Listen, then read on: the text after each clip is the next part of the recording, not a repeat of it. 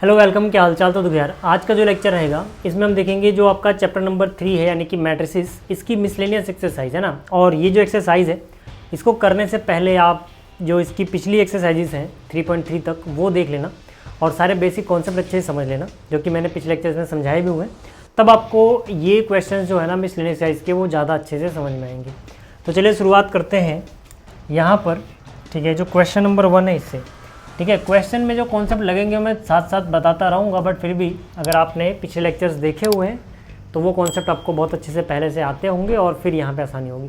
तो यहाँ पे क्या कह रहा है इस क्वेश्चन में, if A and B are symmetric matrices prove that A B minus B A is skew symmetric matrix. ठीक है, तो यहाँ पर गिवन क्या है कि भाई जो ए है और बी है दोनों ही सिमेट्रिक मैट्रिक्स हैं। ठीक है, तो मैं यहाँ पे है ना पहले गिवन में जो है उसका मतलब समझा देता हूँ। ठीक है, अगर देखो ए सिमेट्रिक मैट्रिक्स है, इसका मतलब है कि ए का जो ट्रांसपोज है वो ए के बराबर है और जो बी का ट्रांसपोज है वो बी के बराबर है, क्योंकि बी भी क्या है, सिमेट्रिक मैट्रिक्स है। तो यहाँ से आप लिख सकते हो कि A and B are symmetric matrices.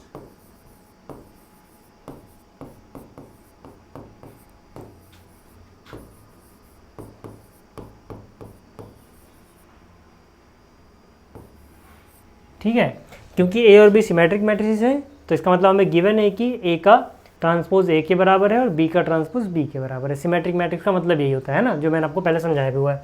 अब देखो यार, अब हमें प्रूफ क्या करना है, हमें प्रूफ करना है कि जो ए बी माइनस बी ए करके आएगा, ठीक है, ये स्क्यू सिमेट्रिक होगा। अब स्क्यू सिमेट्रिक मैट्रिक्स क्या होती थी, याद करो कि एक्स अगर कोई स्क्यू सिमेट्रिक मैट्रिक्स है तो इसका मतलब है एक्स का ट्रांसपोज बराबर होगा माइनस ऑफ एक्स के। यही होता है ना।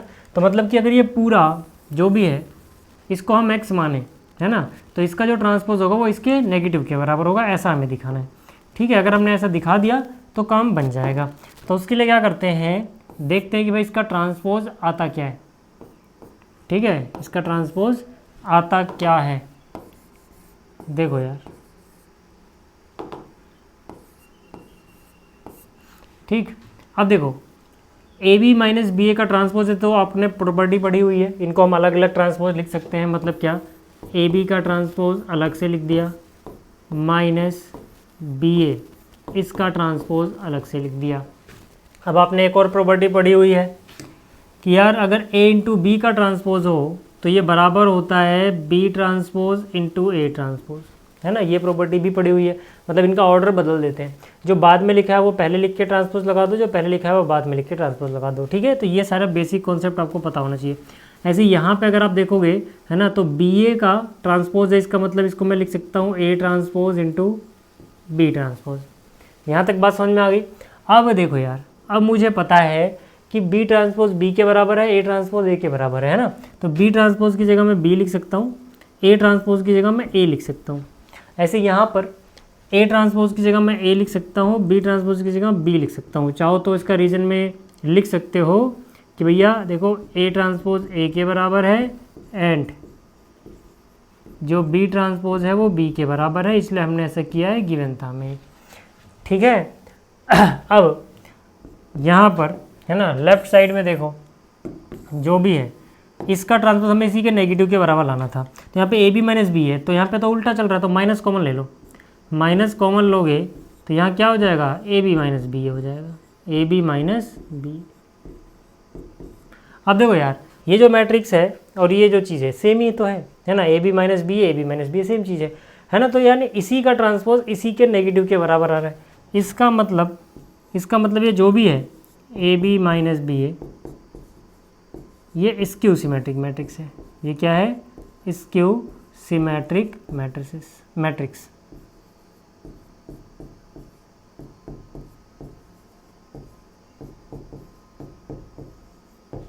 ठीक है, ये स्क्यू सिमेट्रिक मैट्रिक्स है। यहाँ तक बात अगर क्लियर हो गई है तो स्क्रीनशॉट ले लो, है ना। हालांकि टेलीग्राम पे पीडीएफ आपको मिल जाएगा, हालांकि टेलीग्राम अभी थोड़े दिन के बैन भी हुआ पड़ा है, बट वो यार हट जाएगा बैन। ठीक है, यहाँ तक बात समझ में आई। चलो आगे बात करते हैं।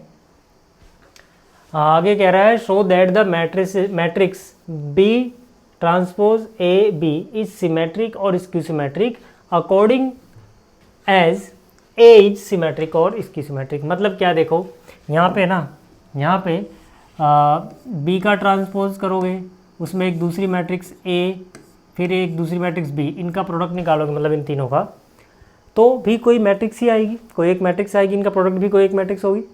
तो वो जो मैट्रिक्स है ना, वो सिमेट्रिक है या इसकी सिमेट्रिक है, डिपेंड किस पे करता है, डिपेंड करता है, हमें ऐसा दिखाना है मतलब कि ए क्या है। ए अगर सिमेट्रिक है तो ये पूरी की पूरी सिमेट्रिक, ए अगर इसकी सिमेट्रिक है तो ये पूरी की पूरी इसकी सिमेट्रिक, ऐसा हमें दिखाना है। तो यार हम करेंगे कैसे, ठीक है।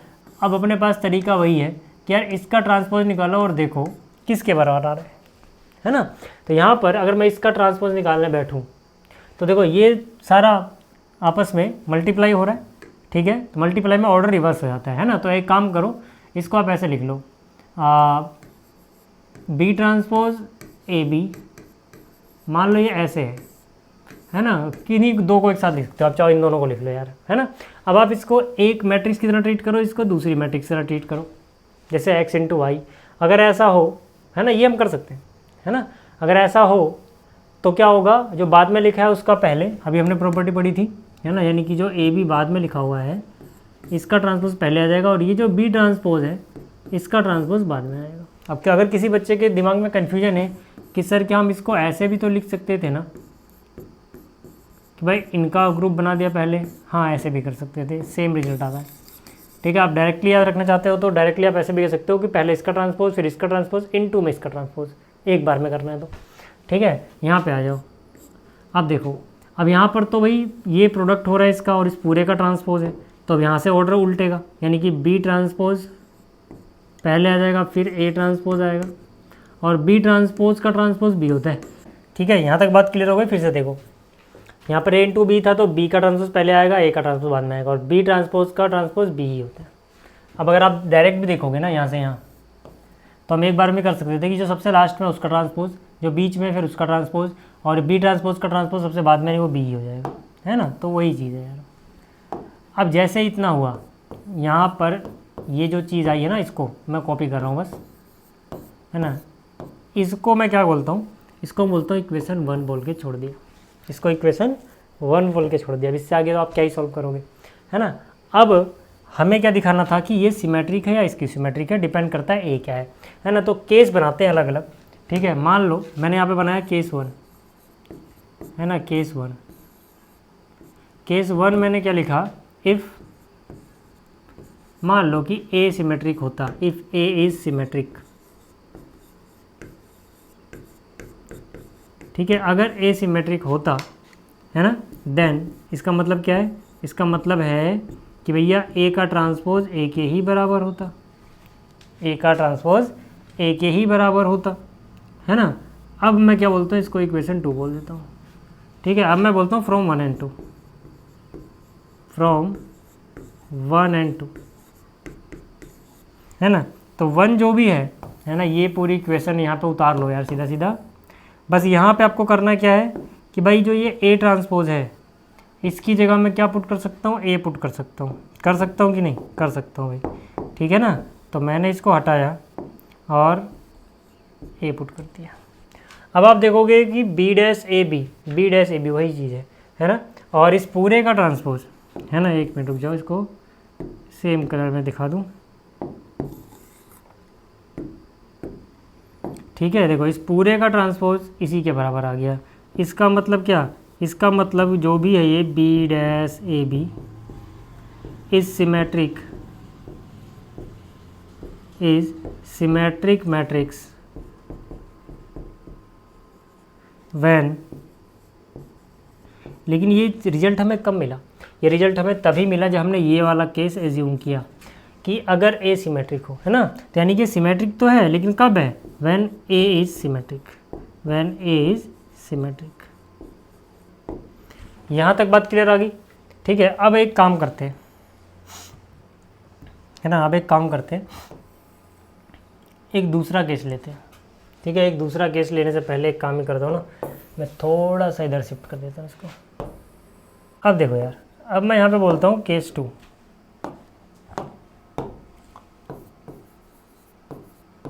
है ना, सेकंड केस। सेकंड केस क्या है, if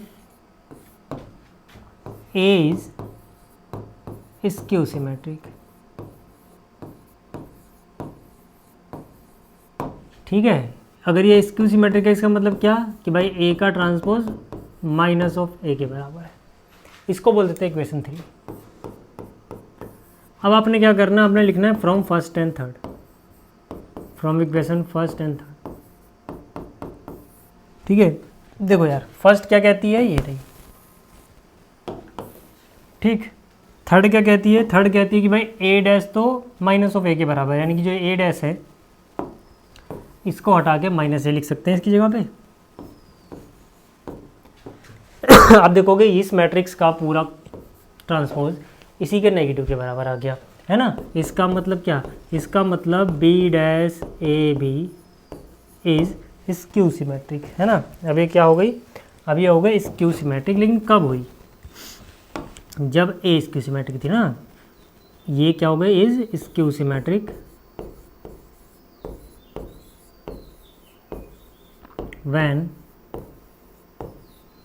A is skew symmetric, क्योंकि हमने ये केस माना तभी तो ये रिजल्ट मिला। तो आप देख पाओगे कि भाई डिपेंड करता है कि ए सिमेट्रिक है या स्क्यू सिमेट्रिक है, उसी हिसाब से ये भी सिमेट्रिक या स्क्यू सिमेट्रिक होगी, और यही हमें प्रूव करना था, यही मैं दिखाना था। तो उम्मीद करता हूँ आपको ये समझ में आ गया होगा, है ना। उम्मीद कर रहा हूँ आपको ये समझ में आ गया होगा।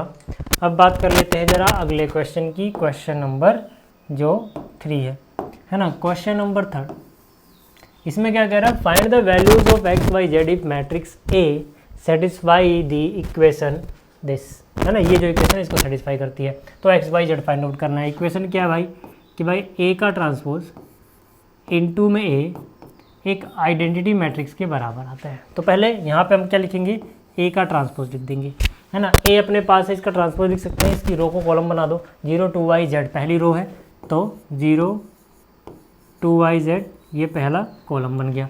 x y माइनस जेड है, फिर यहाँ से आ जाएगा x y माइनस जेड, फिर x माइनस वाई जेड है, तो यहाँ जाएगा x माइनस वाई जेड है, और इनटू में a है, तो a तो यार यही सीधा सीधा उतार दो, 0 2 y z x y minus Z और x माइनस वाई और z, है ना। ये किसके बराबर है, ये आइडेंटिटी मैट्रिक्स के बराबर है। तो आइडेंटिटी मैट्रिक्स भी उसी ऑर्डर की होगी जो इनका रिजल्ट आएगा। तो भाई देखो ना, ये 3/3 की है, ये भी 3/3 की है ना। इसका कॉलम उसकी रो के बराबर है, मतलब प्रोडक्ट हो सकता है, और जो रिजल्ट आएगा वो इसकी रो और उसका कॉलम यानी 3/3 का आएगा। यानी कि जो आइडेंटिटी मैट्रिक्स हमें बनानी है वो भी 3/3 की बनानी चाहिए। तो 1 0 0 0 1 0 0 0 1, यहाँ तक बात समझ में आ रही है।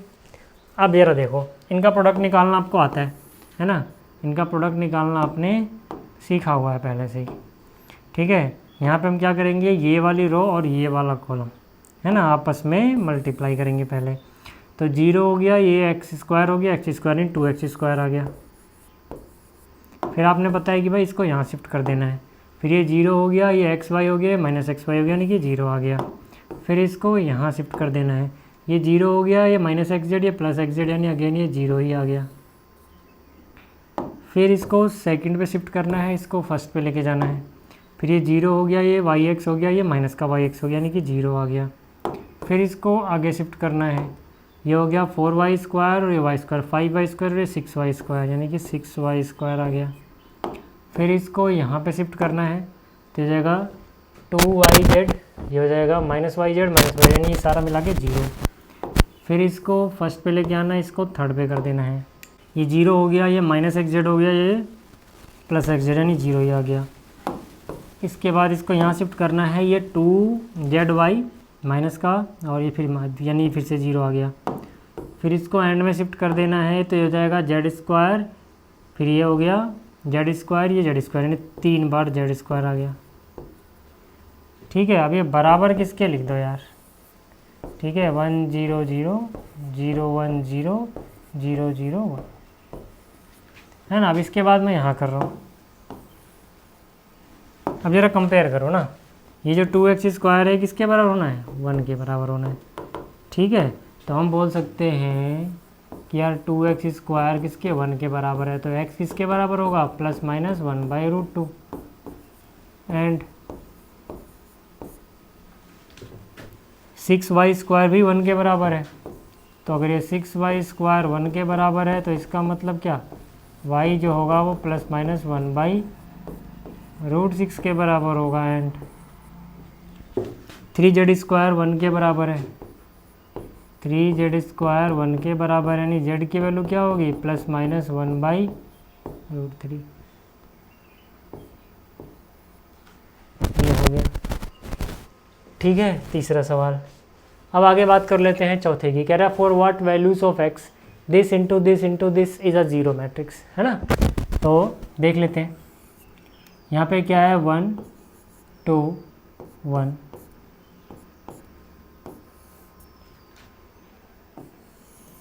इंटू में क्या है 1 2 0 2 0 1 1 0 2, और इनटू में क्या है 0 2 x, है ना। ये एक जीरो मैट्रिक्स के बराबर है। अब देखो यार, आप पहले किन्हीं भी दो को गुणा कर सकते हो, बस ऑर्डर आगे पीछे मत करना। मैं मतलब है कि भाई पहले आप इन दोनों कर लो या फिर पहले आप इन दोनों कर लो, आपकी इच्छा है। ठीक है, तो मैं पहले इन दोनों कर रहा हूँ। ठीक है, देखो यहाँ से करोगे तो भाई इसकी रो और ये वाला कॉलम, ठीक, यहाँ से हो गया 1 और ये हो गया 4 5 हो गया और ये 1 6, टोटल आ गया 6। फिर इसको आगे शिफ्ट कर दो, है ना, ये आ गया 6, इसको आगे शिफ्ट कर दो। फिर यहाँ से देखोगे तो हो जाएगा 2, हो जाएगा 0, हो जाएगा 0, यानी कि आ गया 2। ठीक है ना, 2 0 0। फिर आगे देखोगे तो हो जाएगा 0, हो जाएगा 2, हो जाएगा 2, यानी 4 हो गया मल्टीप्लाई। ठीक है, अब क्या करना है आपने, ठीक है, इन दोनों प्रोडक्ट आ गए, ये वाला तो बचा हुआ है 0 2 x बराबर, है ना, ये क्या है एक जीरो मैट्रिक्स है। अच्छा, कितने बाई कितने की अब हमें पता लग जाएगा। देखो यहाँ पे एक रो है और 3 कॉलम है, यहाँ पे 3 रो है 1 कॉलम है, यानी कि 1/1 का जीरो मैट्रिक्स बना दो यार। ठीक है ना, तो 1/1 का जीरो मैट्रिक्स। अब आ जाओ, इनका प्रोडक्ट निकालें अगर हम, तो एक ही एलिमेंट आना है ना। तो 6 × 0 0 हो गया, 2 × 2 4 हो गया और 4 × x 4x हो गया, यानी 4x + 4 बराबर क्या आ रहा है, एक जीरो मैट्रिक्स। तो इनके एलिमेंट्स को कंपेयर करोगे तो 4x + 4 किसके बराबर होना चाहिए, 0 के। इसका मतलब x किसके बराबर होना चाहिए, -4/4, यानी कि -1 के। ये हो गया।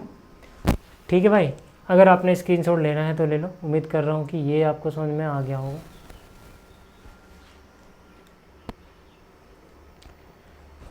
चलिए 5वां क्वेश्चन देखते हैं। 5th क्वेश्चन में ना a दिया गया है, हमें शो करना है a² - 5a + 7i 0 के बराबर है। ठीक है, तो पहले a² निकाल के रख लेते हैं यार, है ना। पहले क्या करते हैं, a² निकाल के रख लेते हैं। a² मतलब a × a, तो a क्या है 3 1 -1 2, इंटू में a कर दो, तो यहाँ आ जाएगा 3 1 -1 2। चलो, तो यहाँ से जाएगा 9 और ये हो जाएगा -1, कितना बचेगा 8। यहाँ से जाएगा 3 और 2, कितना हो जाएगा 5, है ना। सेकंड रो फर्स्ट कॉलम करें तो -3 -2 यानी -5। फिर ये और ये तो -1 और 4 यानी कि +3। ये स्क्वायर आ गया, है ना। ये हमारे पास क्या आया, a² आया भाई। अब जो इक्वेशन दी गई है ना, हमें शो क्या करना है ना। मैं यहाँ लिख दे रहा हूँ टू शो। ठीक है, टू शो।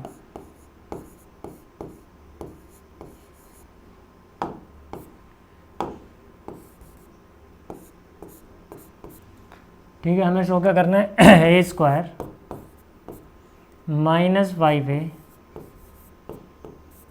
+ 7i, ये है एक जीरो मैट्रिक्स, है ना। LHS उतार लो इसका यार, ये चलो। तो पहले ए स्क्वायर की वैल्यू लिख दो। ए स्क्वायर की वैल्यू देखो ये आई हुई है, यहाँ लिख दो। ठीक है, फिर -5 टाइम्स ए लिख दो। ए देखो यहाँ पे अपने पास है। फिर +7 टाइम्स आइडेंटिटी मैट्रिक्स लिख दो।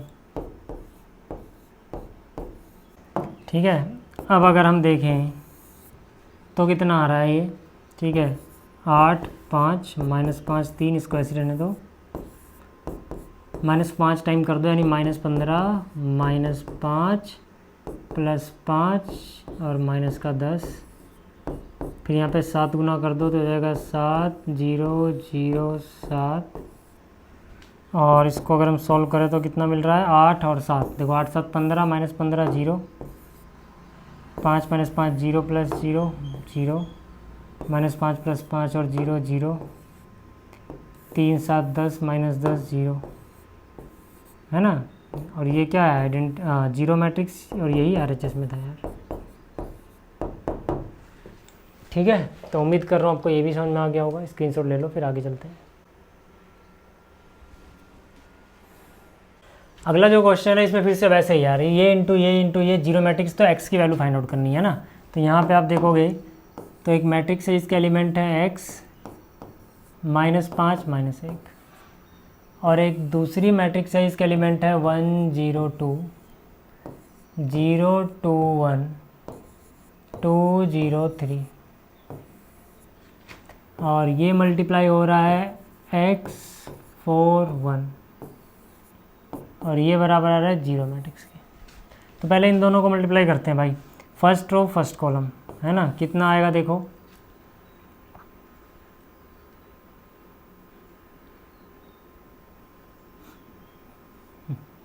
ये हो जाएगा x, ये हो जाएगा 0 -2, तो पहला एलिमेंट आ जाएगा x -2। फिर फर्स्ट रो सेकंड कॉलम, यानी कि ये 0 और ये -10 और ये 0 थे, -10 आ गया। फिर फर्स्ट थर्ड 2x -5 -3, यानी कि 2x -5 -3 यानी -8, और ये मल्टीप्लाई हो रहा है इससे x 4 1, है ना। अब ये जीरो मैट्रिक्स है, तो यहाँ पे कितने की है, ये है 1/3 और ये है 3/1, यानी जो रिजल्ट आना है वो 1/1 का आना है। तो यानी कि जो जीरो मैट्रिक्स बनेगी 1/1, यानी एक ही एलिमेंट आएगा। अब यहाँ पे आ जाओ यार, है ना। First row first column, x -2 into X करोगे तो कितना आ जाएगा, x इंटू एक्स, यानी कि x स्क्वायर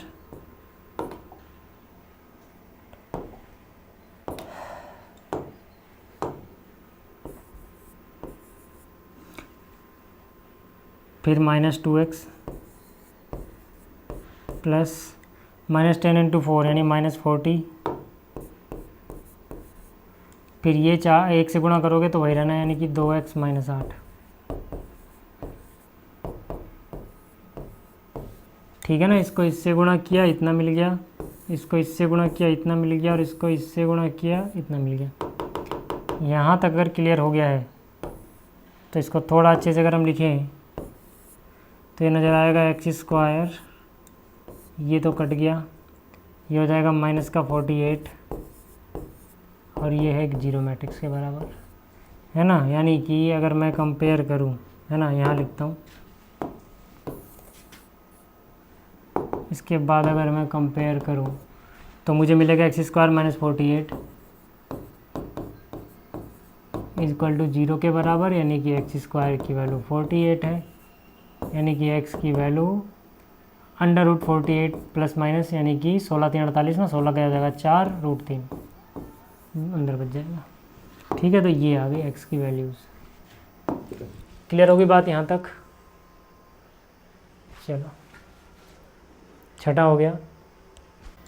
देखो यार, ये जो क्वेश्चन नंबर 7 है ना, आसान सा क्वेश्चन है, लेकिन मैट्रिक्स का मल्टीप्लिकेशन से हमें दिखाना है, तो इसलिए कुछ बच्चों को लग सकता है कैसे करें, बट आसान सा है। इसमें क्या बोल रहा है, इसमें कह रहा है कि a manufacturer produces 3 product x y and z, है ना, which he sells in 2 markets, market 1 and market 2 में। ठीक है, मतलब वो 3 प्रोडक्ट बनाता है ना। मतलब उसने एक प्रोडक्ट बनाया, उसका नाम रखा x, दूसरा प्रोडक्ट बनाया, उसका नाम रखा y, तीसरा प्रोडक्ट बनाया, उसका नाम रखा z, है ना। अब ये अलग अलग मार्केट में शो किए हैं, अलग अलग नंबर ऑफ प्रोडक्ट्स, यानी कि जैसे फर्स्ट मार्केट में एक्स प्रोडक्ट 10,000 बेचे, है ना, वाई इतना और जेड इतना फर्स्ट मार्केट में।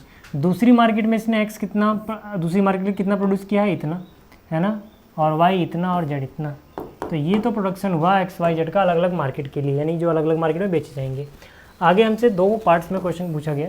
पहले में कह रहा है if unit sale prices of X Y Z are this respectively find the total revenue in each market with the help of matrix algebra. मतलब क्या, टोटल रिवेन्यू से कितना जनरेट हुआ। अब मुझे एक बात बताओ यार, प्रोडक्ट एक्स जो है ना, अगर हम देखें तो ये जो चीज़ है ना, ये एक्स की 1 यूनिट का प्राइस है, ये वाई की 1 यूनिट का प्राइस है, ये जेड की 1 यूनिट का प्राइस है। तो इनको किस तरह से रो कॉलम वाइज में लिखेंगे, आपको समझ में आ गया होगा कि यार इसकी तो आप एक मैट्रिक्स अगर बना दो ऐसे, और जो इनके प्राइजेस हैं अगर आप वैसे कॉलम वाइज लिख दो तो काम बन जाएगा, है ना। जैसे यहाँ पर मैं समझा रहा हूँ बस अभी, ऐसे क्यों कर रहे हैं। 2.50 1.50 वाई का है और 1.00 जेड का है। तो देखो यार, जब आप मैट्रिक्स का मल्टीप्लिकेशन निकालते हो तो यहाँ से रो सेलेक्ट करते हो, वहाँ से कॉलम, तो इस रो का पहला एलिमेंट इस कॉलम के पहले एलिमेंट से मल्टीप्लाई होगा, यानी एक्स इतने सारे बनाए गए हैं और एक प्रोडक्ट का दाम इतना है एक्स वाले का, फिर प्लस वाई और ये जेड वाला, है ना। 2000 आपने वाई बनाए हैं मार्केट 1 के लिए, और मार्केट 1 में जो प्राइस है वो ये रहा, है ना, ऐसे अगले वाले का। तो मतलब क्या है कि इसको आपको ऐसे मैट्रिक्स में लिखना है ना, रो वाइज, और उसको कॉलम वाइज लिखना है, आपका काम हो जाएगा। तो यहाँ से अपन करेंगे क्या, ठीक है, ये वाला जो भी है ना, हमें क्या बताना है पहले, रिवेन्यू, है ना, रिवेन्यू, टोटल रिवेन्यू। तो यहाँ पे हम लिखेंगे टोटल रिवेन्यू, यहाँ पे हम क्या लिखेंगे, टोटल रिवेन्यू, ठीक है, टोटल रिवेन्यू। देखो ये कितना है, 10,000, 2,000, 18,000, है ना, यानी कि ये वाली मैट्रिक्स पहले मल्टीप्लाई करोगे 10,000, फिर 2,000, फिर 18,000, है ना। इसका दूसरा रो क्या है, 6, 20, 8, ठीक है, 6,000, 20,000, 8,000, और इसको उनके रिस्पेक्टिवली, है ना, जो भी प्राइस है जिस पे बेचे गए हैं वो लिख दोगे, 2.5, 1.5, 1, है ना, यानी कि 2.50 रुपीज़ में है, 1.50 और 1.00, ये आ गया। चलो देखते हैं कितना आता है टोटल रिवेन्यू, है ना। फर्स्ट रो फर्स्ट कॉलम, 10,000 का 2.5 गुना करोगे, 10 दूनी 20 और 5 यानी 25,000 आ जाएगा, प्लस, है ना, ये इंटू ये प्लस ये इंटू में ये। 2,000 का 1.5 गुना करोगे तो 3,000 होता है भाई, और 18,000 का 1 गुना 18,000 ही रहना है। ऐसे ही second row first column multiply करोगे तो 6,000 का 2 गुना 12,000, फिर आधा और जोड़ दो 6,000 का, नहीं 3,000, 15,000 हो जाएगा। फिर 2,000 का 1.5 गुना करोगे तो फिर से 20,000 का, सॉरी 30,000 हो जाएगा। फिर 8,000 का 8,000 हो जाएगा, है ना। तो यहाँ से अब जगह नहीं हो बचेगी, मुझे आगे जगह चाहिए होगी तो मैं लिख दे रहा हूँ, है ना। कितना हो गया, 25, 3, 28 और 18, 46, यानी 46,000 फर्स्ट मार्केट में तीनों को मिला के बेचा गया, इतने रुपीज़ का तीनों प्रोडक्ट। ये 15 और 30, 45, 45 और 8, 53, यानी 53,000 का रिवेन्यू सेकंड मार्केट से जनरेट हुआ है, रुपीज़ में है सारा कुछ, ठीक है। आगे हमसे बी पार्ट में क्या पूछ रहा है, ये पार्ट ए था भाई, यहाँ लिख लेना। बी में कह रहा है if the unit cost of the above 3 commodities are इतना, इतना एंड इतना respectively, find the gross profit. मतलब जो कॉस्ट बनाने में आई ना वो इतनी है, ठीक है। तो पहले कॉस्ट निकालते हैं तब प्रॉफिट की बात हो पाएगी, है ना। तो मैं बोलूँगा टोटल कॉस्ट लगी कितनी यार, ठीक है। मैं क्या बोलूँगा, टोटल कॉस्ट। कॉस्ट के लिए क्या करोगे फिर से यार, ये जो मैट्रिक्स है इसको मल्टीप्लाई कर दोगे कि भाई कॉस्ट कितनी कितनी आ रही है बनाने में। तो बनाने में जो कॉस्ट एक्स की आई है वो है पर प्रोडक्ट 2 रुपये, वाई और जो जेड की आई है वो है 1 रुपये और 50 पैसे, यानी आधे रुपये, है ना। 1 रुपये और 50 पैसे का मतलब होता है 0.50 रुपीज़। अब अगर हम इतना करें तो देखते हैं ज़रा क्या मिलता है। 10,000 का 2 गुना 20,000 हो गया, प्लस 2,000 का 1 गुना 2,000 हो गया, प्लस 18,000 का आधा करोगे 9,000। यहाँ हो गए तो फिर इसको इससे 6 दूनी 12, फिर 20,000 को 1 से करोगे 20,000, फिर इसका आधा कर दोगे 4,000। तो ये कितना हो जाएगा, 20 और 2 22 और 9 31, 31,000। और ये हो जाएगा 12 और 20 32 और 4 36, 36,000। हमसे तो प्रॉफिट पूछा था, ग्रॉस प्रॉफिट है ना, हमसे क्या पूछा था, ग्रॉस प्रॉफिट। ये कैसे निकालोगे, ये आप निकालोगे कि भाई रिवेन्यू कितना था और उसमें से आपने कॉस्ट कितनी लगाई थी। ठीक है, तो रिवेन्यू देखो ये था, इसमें से आपने कॉस्ट जो लगाई है वो ये, जो पैसा बचा वो प्रॉफिट है ना। 46 में से 31 घटा दोगे 15, और 53 में 36 घटाओगे तो 4 10 और 3 यानी 17 रुपीज़ में सब कुछ। ठीक है, तो ये उम्मीद कर रहा हूँ आपको समझ में आया होगा।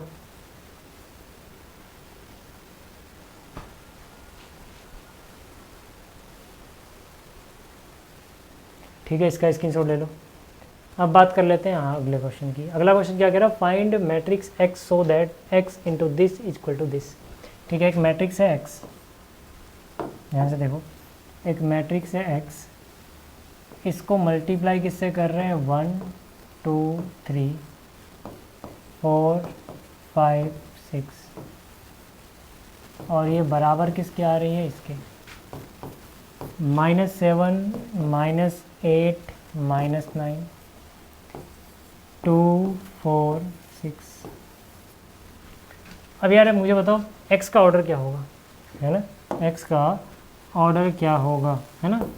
x का ऑर्डर कैसे निकालोगे, उसी हिसाब से पहले x को एज्यूम कर लो, है ना। मैंने लिखा लेट x इज इक्वल, अब x का ऑर्डर क्या होगा, सोचो यार, यहाँ पे अगर मैं xi लिखूँ ij, है ना, और यहाँ जो भी मैट्रिक्स है इसका ऑर्डर आपको पता है, देखो 2 रोज़ हैं 3 कॉलम है, और यहाँ पर जो रिजल्ट आ रहा है इसका ऑर्डर भी पता है आपको, 2 रोज़ हैं 3 कॉलम है ना। अब मुझे बताओ यहाँ पे क्या करूँ मैं। पहली बात तो अगर इस मैट्रिक्स का प्रोडक्ट करना है तो यहाँ पर बाई 2 ही होना चाहिए, है ना। यहाँ को जो बाद में सोचेंगे, लेकिन यहाँ पे 2 होगा, यहाँ पे 2 होगा, तभी तो प्रोडक्ट डिफाइंड रहेगा, नहीं तो इन दोनों का प्रोडक्ट ही नहीं निकाल सकते आप, यानी यहाँ पे 2 रहेगा। दूसरी बात सर क्या हो जाएगा कि जो रिज़ल्ट आता है वो कैसे आता है, शुरू वाला और लास्ट वाला। तो रिज़ल्ट जो आया है वो यहीं पे तो है भाई, इक्वल टू में जो है रिजल्ट ही तो है, तो 2/3 का रिजल्ट आया है ना। तो यानी कि ये 2 होना चाहिए, वो 3 होना चाहिए, तो यानी कि ये भी 2 ही है। तो मतलब क्या है कि जो x है वो 2/2 की मैट्रिक्स है, क्योंकि अगर 2/2 की होगी तभी काम बनता हुआ दिख रहा है आपको, नहीं तो नहीं दिखेगा। यहाँ 2 होगा, यहाँ 2 होगा तभी प्रोडक्ट डिफाइंड है, यहाँ 2 होगा, वहाँ 3 होगा, तभी 2/3 का रिजल्ट आ सकता था। मतलब जो x है वो 2/2 की मैट्रिक्स है, तो इसको ऐसा मान लो कि ये A B C D 2/2 की एक मैट्रिक्स मान लो यार। यहाँ तक क्लियर हो गई बात। तो बस अब x की वैल्यू पुट कर दो जो भी है ना। यहाँ पे क्या है, A B C D किसके साथ कर रहे हैं, इसके साथ, यानी कि 1 2 3 4 5 6 -7 -8 9 और 2 4 6। अब जरा करो, है ना, ये पहली रो पहला कॉलम, a प्लस में 4b, तो यहाँ आ जाएगा a और प्लस 4b, फिर ये इससे तो यहाँ जाएगा 2a प्लस 5b, यहाँ जाएगा 2a प्लस 5b, फिर ये इससे 3a plus 6b, 3a plus 6b, ऐसे ही सी डी इससे होगा तो c प्लस में 4d, है ना, फिर 2c प्लस में 5b, वही जो वहाँ चल रहा है ab में वही यहाँ पे cd में चलेगा, ठीक है ना। तो 2c प्लस में 5d, ऐसे यहाँ पे क्या जाएगा 3c प्लस में 6d, और बराबर किसके चल रहा है ये सारा, इसके, ये सारा बराबर चल रहा है इसके। ठीक है, अब अगर हम कंपेयर करें, है ना, ए भी निकालना है, 2 इक्वेशन बना लो यार। मैं क्या करता हूँ, यहाँ पे a प्लस 4b माइनस 7 है, a प्लस 4b माइनस 7 है, और 2a प्लस 5b है ना, 2a प्लस 5b माइनस 8 है, तो यहाँ आ जाएगा 2a प्लस 5b माइनस 8, है ना। एक काम करो, a है ना 2a और यहाँ पे a है, तो एक काम करो इसको 2 से मल्टीप्लाई कर लो, तो हो जाएगा 2a प्लस में 8b is equal to minus 14। अब इन दोनों को माइनस कर दो, ये कैंसिल आउट हो गया, यहाँ बच गया 3b, यहाँ पे बच गया माइनस 6, यानी कि b की वैल्यू आ गई -2। अब b आपको पता लग गया -2 है, a पता लग जाएगा यार, किसे ही पुट कर दो, है ना। जैसे कि यहाँ पर a plus 4b, a plus 4b, a plus 4b किसके बराबर है -7 के। यहाँ b की वैल्यू -2 रख दो, यानी कि a प्लस 4 इंटू में -2 इक्वल टू -7, है ना। तो जगह -8 उधर प्लस में जाएगा, यानी कि -7 प्लस 8 1 बचेगा। ठीक है, b इतना ये मिल गया। अच्छा, c और d भी निकालना है अपने को। c और d कैसे निकालेंगे, देखो यार, कोई सी 2 इक्वेशन उठा लो। जैसे यहाँ पे 2c plus 5d, 2c plus 5d, है ना, ये वाला 4 के बराबर होगा, और c प्लस 4d 2 के बराबर होगा, है ना। c प्लस 4d 2 के बराबर होगा, है ना। इसका डबल कर दो यार, इसका डबल करके मैं यहाँ लिख दे रहा हूँ, है ना। कितना हो जाएगा 2c 8d 4 माइनस कर दो, ये कैंसिल आउट हो गया, यहाँ बचा -3d इक्वल टू -3, यानी d की वैल्यू आ गई 1, d 1 आ गया भाई, है ना। अब यार किसी में भी पुट कर दो ना, c प्लस 4d 2 है ना, c प्लस 4d कितना है 2 है, तो अगर d की वैल्यू 1 रखोगे तो ये 4 बन जाएगा, 2 माइनस 4 यानी कि -2, c कितना आ जाएगा -2। तो उम्मीद कर रहा हूँ आपको ये समझ में आ गया होगा। ठीक है, ये सारा समझ में आ गया होगा। स्क्रीनशॉट लेना है तो ले लो, फिर आगे चलते हैं। ठीक है, 9वां देखो, 9वां कह रहा है कि अगर a इतना है और a स्क्वायर आइडेंटिटी मैट्रिक्स है तो इनमें से कौन सा सही है। तो पहली बात तो देखो, a स्क्वायर क्या है, आइडेंटिटी मैट्रिक्स है, तो यहाँ पर a स्क्वायर निकालोगे से a इंटू है, तो a में क्या है, alpha beta gamma minus alpha, है ना। a इंटू ए मतलब इसी को इसी से गुणा करना है, और आइडेंटिटी मैट्रिक्स भी देखो 2/2 की बननी है। तो यहाँ से अगर आप करोगे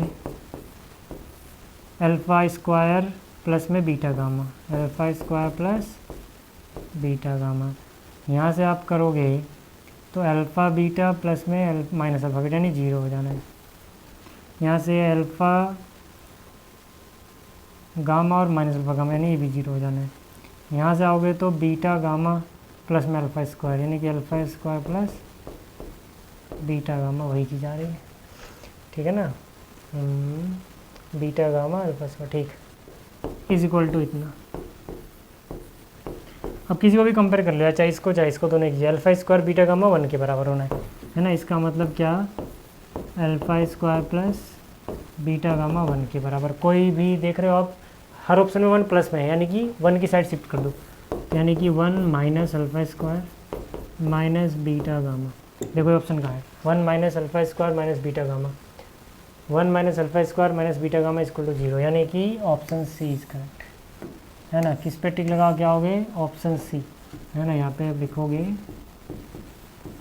ऑप्शन सी इज करेक्ट। बात समझ में आ गई। चलो अगला क्या है, if the matrix A is both symmetric and skew symmetric. देखो यार, एक मैट्रिक जो सिमेट्रिक और स्क्यू सिमेट्रिक दोनों हो, वो सिर्फ एक ही मैट्रिक्स होती है, वो है जीरो मैट्रिक्स। ठीक है। जो जीरो मैट्रिक्स होती है ये सिमेट्रिक स्क्यू सिमेट्रिक दोनों होती है, तो यहाँ पे अपन लिख देंगे ऑप्शन बी इज करेक्ट। ठीक है, यहाँ तक बात समझ में आ गई है, यहाँ तक बात समझ में आ गई। आगे चलते हैं, अगला कह रहा है if a square matrix such that A square equal to A है, तो ये किसके बराबर होगा, है ना। अब यहाँ पर देखो ए स्क्वायर ए के बराबर है, ये हमें गिवन है। दूसरी बात क्या है, आइडेंटिटी प्लस ए, आइडेंटिटी मैट्रिक्स प्लस ए का क्यूब निकाला गया है, -7 टाइम्स ए किया गया है, तो ये किसके बराबर होता है। यहाँ पे ए प्लस बी का क्यूब लगा दो, वो क्या होता है, ए का क्यूब प्लस में बी का क्यूब प्लस में 3a स्क्वायर बी प्लस में 3ab स्क्वायर। ठीक है, यहाँ तक हो गया, और -7 है अपनी जगह। अब यार देखो आइडेंटिटी मैट्रिक्स का पावर 1 2 3 कुछ भी लगाओ आई रहता है। ए क्यूब को आप लिख सकते हो ए स्क्वायर इंटू ए प्लस 3, आइडेंटिटी स्क्वायर करोगे तो आई आएगा ए प्लस 3i। ए स्क्वायर की वैल्यू ए है तो इसकी वैल्यू ए ही पुट कर दो यार। ठीक है, -7 टाइम्स ए। अब देखो यार यहाँ से हो जाएगा आई प्लस ए स्क्वायर की वैल्यू ए है तो इसकी जगह क्या लिख दिया ए इंटू में ए, आई इंटू ए होता है, 3a आ गया, ये भी 3a आ गया, -7 है। अब आपने बताया ए स्क्वायर इंटू ए ही है, यानी कि ये हो जाएगा ए प्लस 3a 3a 6 -7 है। तो यहाँ से देखोगे यहाँ पे 7 है -7 है 0, यानी आई बच रहा है बस ये वाला, है ना। तो आई कौन सा ऑप्शन है, ऑप्शन सी। तो हम क्या बोलेंगे, ऑप्शन सी इज करेक्ट।